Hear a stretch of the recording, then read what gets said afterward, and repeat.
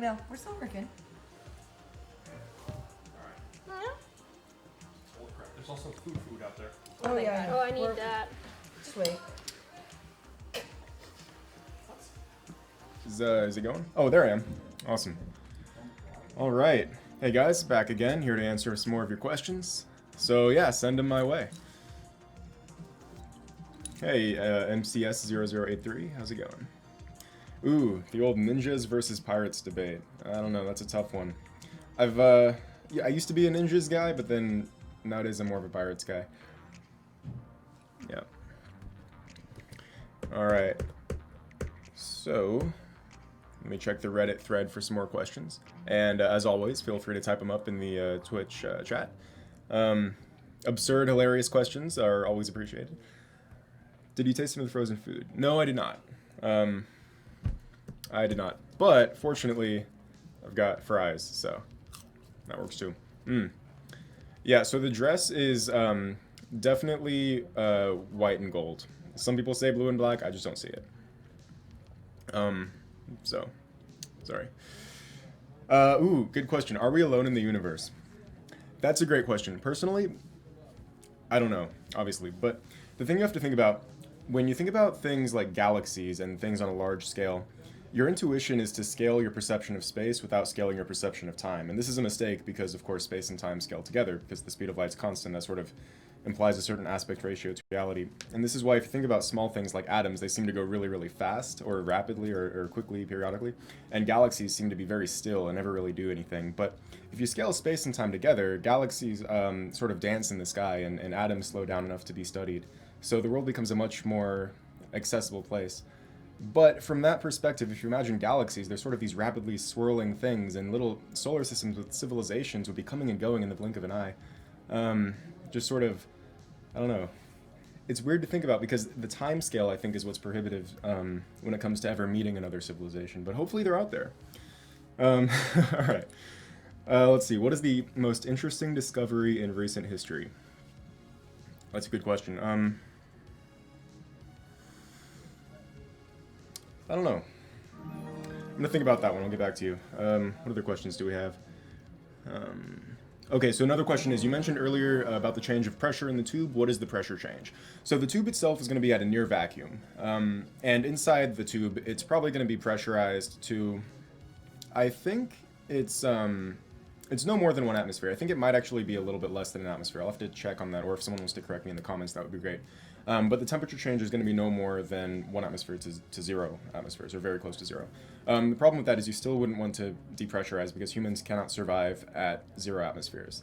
They can go down, I think, to as low as something like 7% temporarily, but you wouldn't want to push it.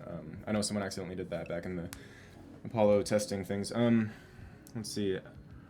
How can induction motor work as a generator? So it's just sort of the reverse of... a motor and a generator is really just the same thing, but in reverse, conceptually at least. What do you think about the EM drive? Next breakthrough in stellar travel? I'm skeptical. I started off being extremely hopeful for it, but the testing just hasn't really been very conclusive. I've followed with the subreddit, and a number of, I guess, amateur scientists have tried to reproduce the results of the NASA test, and it didn't really work. Considering that the thrust levels are so low and so close to the error, I wouldn't get my hopes up just yet, but it would be incredible to have a reactionless drive because that opens up the possibility of all kinds of cool new space travel where you don't have to carry a bunch of extra mass with you. Let's see. Is time real? That is a great question. Is time real? So Einstein treats time as one of the 4 dimensions of this Lorentzian manifold that we call space-time. The thing is, though, you can derive a lot, actually probably the entirety of special relativity from considerations of the nature of matter. If you consider matter as bound energy, sort of photons in a box, if you will, in an invisible massless box, you can derive mass from just the fact that the energy is bound, and from that you can actually derive time dilation. The trick is to think of it from the perspective of any a conscious observer made out of that matter. It would perceive time to be slower as it goes by because more of the motion would be, well, the math is tricky, but suffice it to say, time can be readily understood as part of the space-time as opposed to Einstein, but it can also be sort of this emergent phenomenon that is a result of space and some actions going on in space. So that's a philosophical question, and I'm not qualified to answer it here, and no one is. All right, let's see. What other questions do we have? If time is a construct, why is everyone mad when I'm late? Well, time might be a construct, but events are... causality is very much real, I think. So, can you use a pulsed wave supply in a regular power system network instead of sine supply? I mean, sure.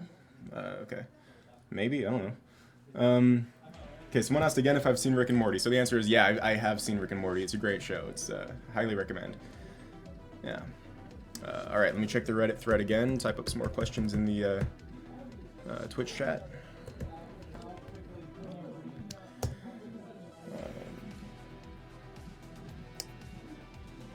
Okay, what is your preferred knowledge database? I love Wikipedia. I mean, they say don't use Wikipedia, it's not reliable, but it's a great way to find reliable sources. Plus, you can read Wikipedia for hours. I go to Wikipedia and, you know, I'm studying for like a history class or something. Next thing I know, I'm like studying physics and then something else. You know, it's like you can go on an endless journey of learning on Wikipedia. I know that sounds lame, but whatever.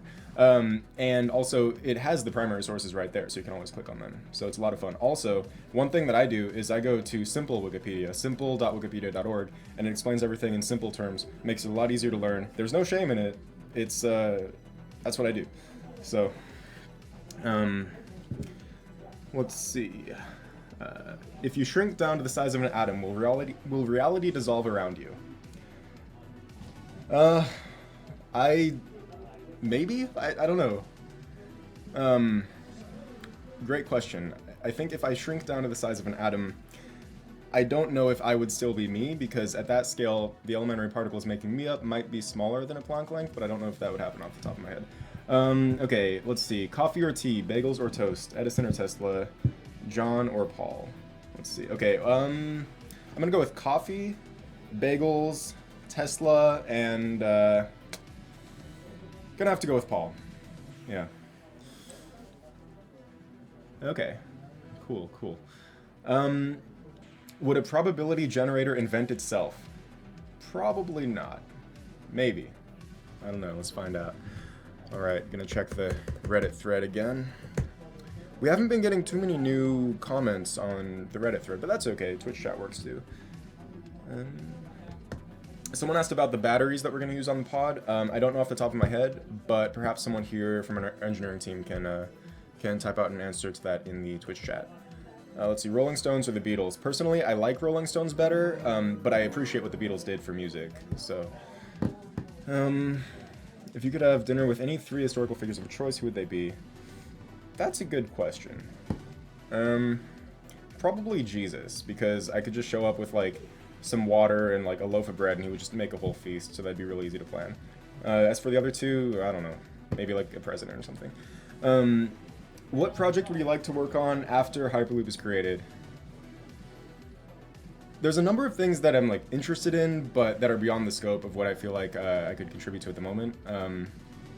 One thing that I see coming up on the horizon is nuclear fusion.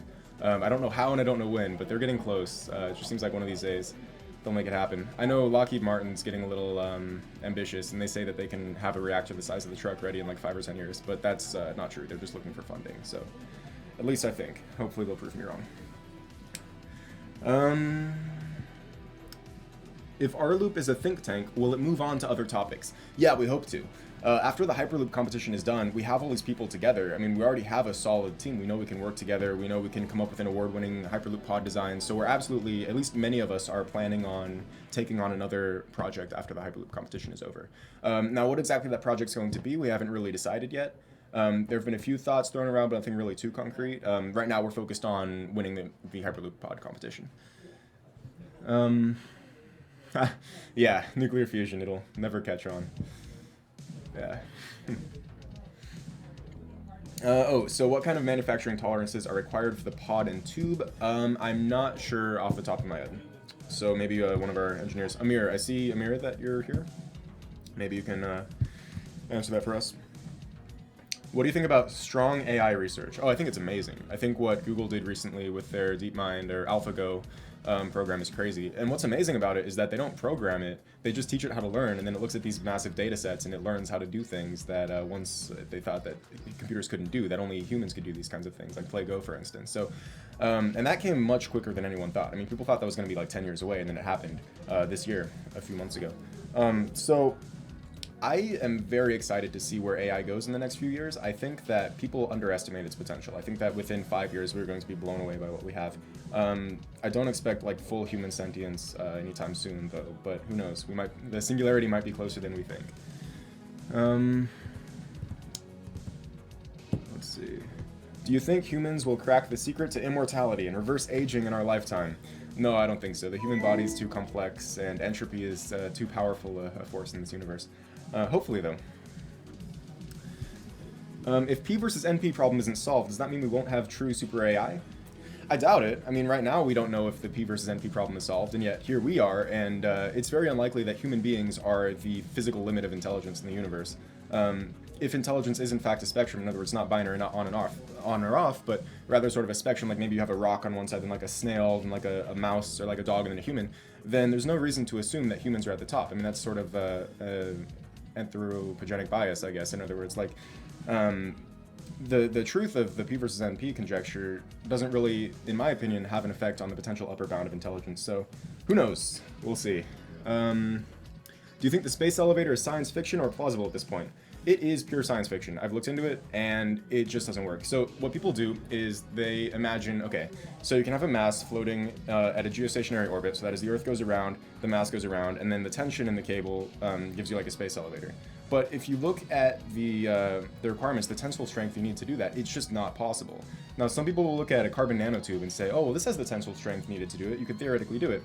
Problem is not really, because if you want to put a bunch of carbon nanotubes together into something as thick and as heavy as what you would need for a space elevator, you just can't do that without sacrificing the material properties. Carbon nanotubes are like spider webs in the sense that they're very strong for their size, but good luck scaling them up.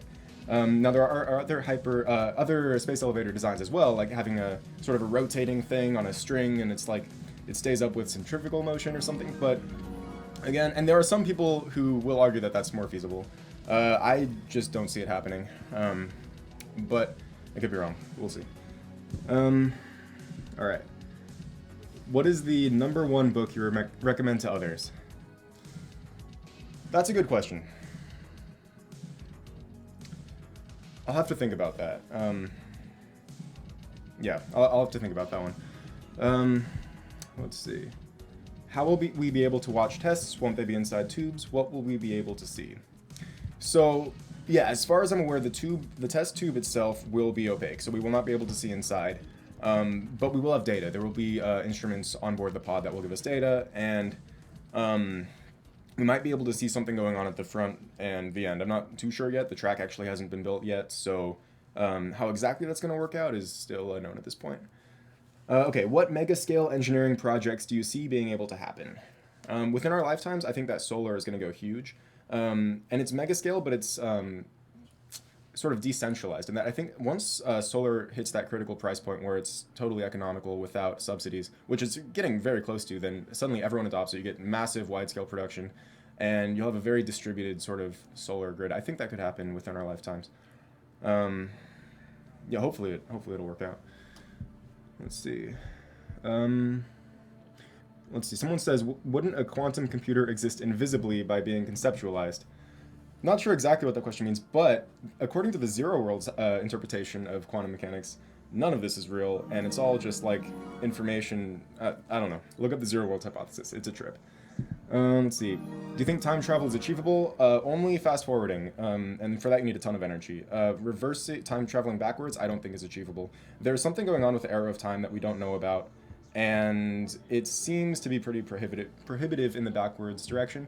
But look up the delayed choice quantum entanglement experiment. That's pretty trippy because it's at least it seems in that experiment that the present and the future can have somewhat of an effect on the past. But then again, that's sort of clouded in how do you interpret quantum mechanics and what conclusions should you draw about reality from that. We still don't know whether local realism is valid or not, so I'm not going to comment too much on that. Is it possible that the Hyperloop is just Tesla's machine from the Prestige? and we all die when we ride it, and our clones live on. Well, the Hyperloop is no, it's not. It's not going to do that. So you'll be able to ride in it, and you will come out on the other side as the same person, not cloned and not killed. All right, you're on the last one, and then we're back to our mad scientist shows. Awesome. All right, last question. Give me a good one.